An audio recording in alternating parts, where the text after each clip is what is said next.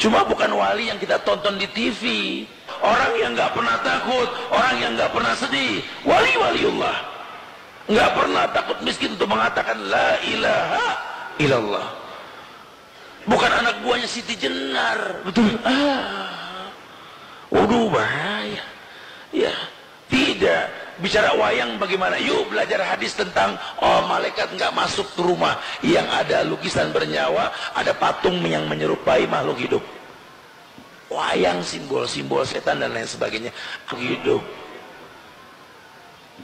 Wayang simbol-simbol setan dan lain sebagainya. Apa iya kita berdakwah dengan cara yang haram? Akhi, Tuhan kita nih Allah.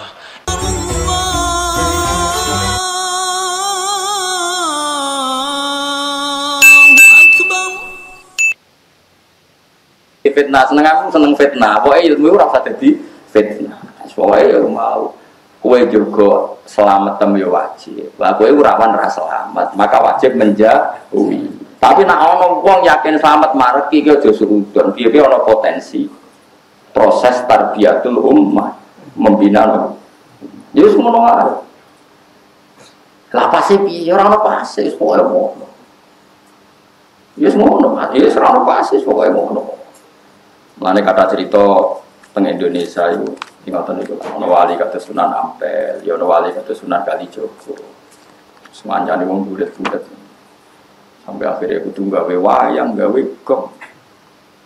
Nah kan masyhur itu. Kalijogo saking ngene dakwah teng daerah Pajang, di daerah mriki lah, mulai Pajang daerah mriki. Wis ragen nopo tugi mriki. Sampai gawe wayang tengul wayang wong. Sunan Giri gak trimo iku haram gawe patung. Wong nak gawe patung sok ben dikon ngekeki nyawa.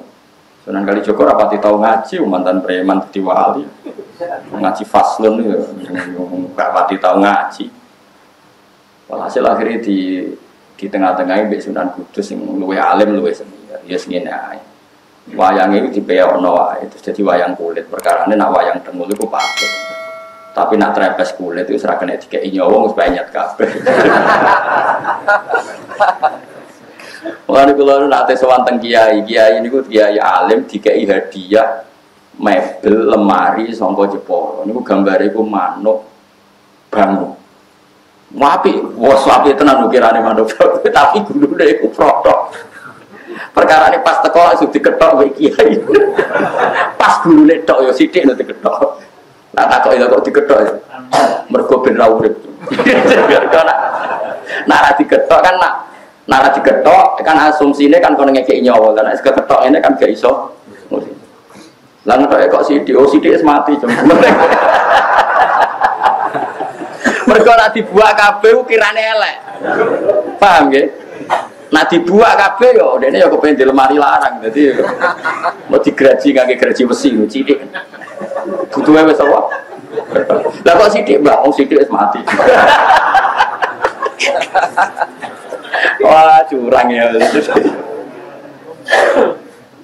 Ya kalau wayang kulit itu es panyat itu urip tak mati.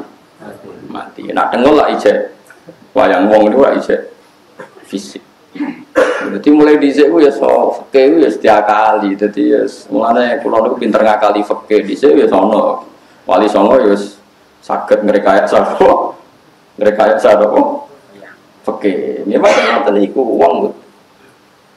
Jadi wong kudu iso ngaji, makane kula suwun sampeyan itu ya pinter ngaji, hukum niku macam-macam. Sementing barang maksiat tetep maksiat ila yaumil kiamat. Cuma ana wong proses nobatno umat Kanjeng Nabi dengan berbagai metode. Kowe aja kecangkeman. Masyhur itu ada sahabat yang masih punya adat nyolong. Pamit Nabi ya Rasulullah sama wa Islam tapi jenengan aja ngelarang kula nyolong. Dari Nabi sebenarnya sholat sing sregep. Bareng Nabi wong iku miri ada sahabat yang protes, ya Rasulullah kenapa engkau enggak tegas melarang dia nyolong? Dari Nabi dawe sayanha binakul. Engkau anggar sering sholat tak suwe-suwe gak nyolong diri. Ya karena orang itu bertahap, semua kebaikan itu bertahap. Tapi Nabi gak pernah mengatakan nyolong itu halal. Mau tidak melarang saat itu. Beda loh yang mengatakan halal sama mau tidak melarang saat. Jadi beda. Ana wong Islam pamit Nabi boten zakat, Nabi dia mental. Ya sementing kowe Islam. Ketika Nabi diprotes, kenapa engkau tidak menyuruh dia zakat? Nanti kalau Islamnya sudah benar akan zakat sendiri. Jadi yang haram tetap haram ila yaumil kiamat. Cuma orang mendesak kowe kecangkeman munamuni. Paham ya? Lagi kadang sekarang tuh terlalu ekstrim, semua redaksi itu terlalu ekstrim. Makanya masyhur itu Rasulullah itu figur yang luar biasa. Ketika ada orang Arabi sholat, dia omong-omongan. Dia omongan mbek kancane. Jadi pas sholat Nabi dia kenalan sama tiang putih. Oh kalau tiang mriki udah santai. Omong-omongan. Oh Pak sahabat centak bar sholat, sholat omongan rasa gitu. Tapi Nabi itu pinter. Setelah sahabat ramai itu ada, ini ya Rasulullah sholat omong-omongan. Si Arabi tadi digandeng mbek Nabi. Nabi oleh ngendikan lucu, santai. Ya Arabi inna hadhi sholat munajatun. Ya sholat itu pancen ngomong-ngomongan, tapi ngomongnya di pengiran ae. Ya ngomongnya ambek pengiran ae. Ke sholat itu munajah ma Allah. Ya ngomong-ngomongan tapi di pengiran. Nak omongan mbek manusa ora usah. La yasuhu fiya kalamun adamiyun. Berhubung sholat itu ngomongin mbek pengiran, ora pantes, ora layak digomongan mbek bani. Ini jawa wong Arabi tadi. Fawwah ma wajadtu mu'alliman ahsana min Rasulillah sallallahu alaihi wasallam. Fawwah ma ghadibani wala naharoni walan taharoni. Demi Allah, beliau tidak menyentak saya, tidak memaki-maki saya. Beliau hanya menghentikan inna hadhi sholat munajatun la yasluhu fiya kalamun adam. Jadi Nabi ya enak wae ngendikan. Iya cuma nyen sholat itu ngomong-ngomongan, tapi ngomongnya mbek pengen. Yo dadi rasa ngomong kabeh. Rasa Bagaimana ini sholat tempat Nabi ya? Mbok mati kok sodok keren, padahal Nabi ini ngoten. Orang-orang menunggu jenis evolusi. Jadi Nabi ini bijak, kena umatnya wis rapati apa? Ya mereka kurang ilmu, rata-rata orang bijak kurang apa? Kerengnya dibisin. Wabarakatuh. Assalamualaikum warahmatullahi wabarakatuh. Semoga Buya selalu sehat dan dalam lindungan Allah Amin. Subhanahu Amin, wa ya taala. Rabb. Amin. Amin. Saya mau bertanya, saya pernah baca hadis bahwa malaikat yang gak akan masuk ke rumahnya orang yang di dalamnya terdapat patung atau gambar. Patung dan gambar yang dimaksud seperti apa? Apa foto kita juga termasuk, dan menakin atau alas pajang baju atau jilbab juga termasuk patung yang dimaksud hadis tersebut? Mohon pencerahannya Buya. Syukron kasiron atas jawabannya. Wassalamualaikum warahmatullahi wabarakatuh. Assalamualaikum warahmatullahi musawwirin. Orang yang membuat gambar dikutuk oleh Allah. Gambar apa sih? Gambar ini agak sedikit panjang. Ada 5 model. Kalau bisa menghafal Pancasila harus bisa menghafal ini. 5. Gambar itu ada yang mutlak haram. Gambar apa? Dengan 2 catatan. Dari bernyawa yang berbentuk, tidak ada khilaf. Bernyawa dan berbentuk. Bernyawa dan berbentuk. Namanya surah mujassamah, mujassadah. Bernyawa dan berbentuk. Bentuknya, maksudnya apa? Timbul kayak patung. Jelas? Ada yang gambar mutlak halal, yaitu sesuatu yang tidak bernyawa. Pohon, gunung, buat patung gunung ya nggak ada masalah. Patung pohon nggak ada masalah, jelas ya. Ada yang mutlak haram, ada mutlak halal. Baik, 2 jelas. Jadi kalau Anda di rumah buat patung dari pohon, haram atau tidak? Tidak. Tapi kalau binatang, kucing ada gambar, ada bentuknya, gambar itu surah itu bahasa Arab itu surah itu termasuk patung itu surah.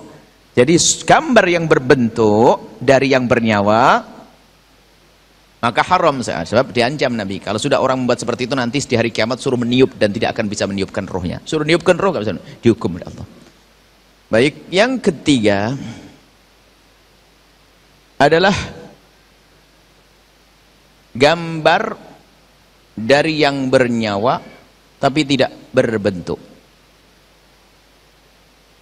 Lukisan manusia, lukisan burung, itu bernyawa atau tidak?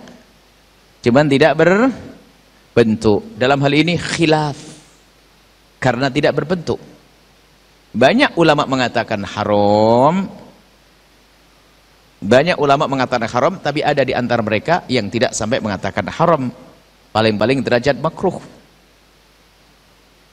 Karena itulah maka sebaiknya jangan Anda pajang lukisan-lukisan yang dalam bentuk bentuk bernyawa.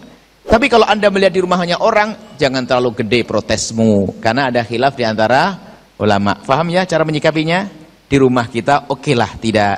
Tapi ngelihat orang sudah terlanjur beli 50 juta, tak tahu aja suruh bakar, nyerit dia nanti.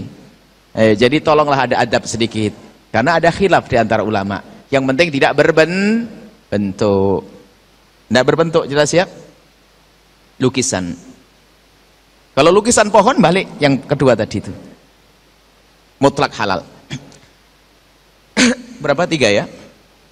Ya. Yang keempat adalah gambar yang bukan dari karangannya dia sendiri, bukan karangan manusia. Gambar yang sudah ada aslinya. Dalam bahasa sekarang adalah fotografi. Foto. Sebab kalau tadi gambaran patung-patung buatan itu khayalan, niru binatang itu, tapi dia membuat sendiri. Maka itu yang haram. Tapi kalau foto ini cekret, foto masih kertas, itu bukan pekerjaan dia, kerjaan alat. Dari sini gambar dimasukkan ke lensa, habis itu dikeluarkan dalam bentuk print. Maka yang demikian ini juga terdapat 2 pendapat para ulama. Banyak di kalangan ulama mengatakan tidak haram, tapi ada sebagian yang mengatakan haram. Kebalikan dari sebelumnya. Kalau sebaliknya, kebanyakan mengatakan haram, tapi ada yang mengatakan tidak haram. Tapi untuk fotografi ini yang banyak adalah mengatakan tidak haram, tapi ada seperti sebagian ulama yang dari India keras, kita hormati. Karena di India itu kalau sudah urusan gambar-gambar itu sangat sensitif, urusan dengan sesembahan dengan dewa-dewi. Karena bagi yang agama mereka atau Hindu atau Buddha itu, kalaupun mereka pergi ke tempat lain nggak bisa membawa patung, mereka membawa gambar patung. Inilah makanya ada ulama sana yang mengatakan gambar haram, kita hormati. Kalaupun Anda masih majang foto. Cuman untuk yang keempat ini ada catatannya. Yang keempat sama yang sebelumnya ada catatannya. Gambarnya tidak membangkitkan syahwat. Kalau gambarnya membangkitkan syahwat, haramnya bukan karena gambarnya, karena membangkitkan syahwat. Naudzubillah, film porno, kotor dan sebagainya. Haramnya bukan karena itu, haramnya karena membangkitkan syahwat. Jelas ya? Yang kelima, dari gambar yang berbentuk untuk anak kecil, boneka. Maka bapak-bapak membelikan boneka untuk ibu haram, tapi memberikan boneka untuk dedek yang kecil boleh, kecuali istrinya kayak adik-adik dedek kecil. Siti Aisyah dibiarkan Rasulullah main kayak boneka-bonekaan. Hadis Aisyah. Ada? Jadi anak kecil pakai boneka boleh, mboknya nggak boleh. Jelas ya? Wah, sudah gede begitu gulingnya, guling boneka. Ini bagaimana? Paham enggak? Ilmunya seperti itu. Jadi buat anak kecil boleh. Kalau batu sibyan, permainan untuk anak-anak kecil, boneka-boneka kecil adalah boleh. Karena anak kecil itu yang perempuan untuk bisa mendidik kedewasaan, sehingga nanti bagaimana bayi-bayian yang itu ada, boleh untuk anak kecil. Makanya kalau ada ibu-ibu masih punya boneka, itu berarti ibu-ibu kayak anak-anak. Selesai ya? Itu masalah hukumnya, seperti itu rinciannya. Semoga Allah memberikan pemahaman yang benar, dan semoga Allah bisa menjauhkan kita dari yang haram, dan semoga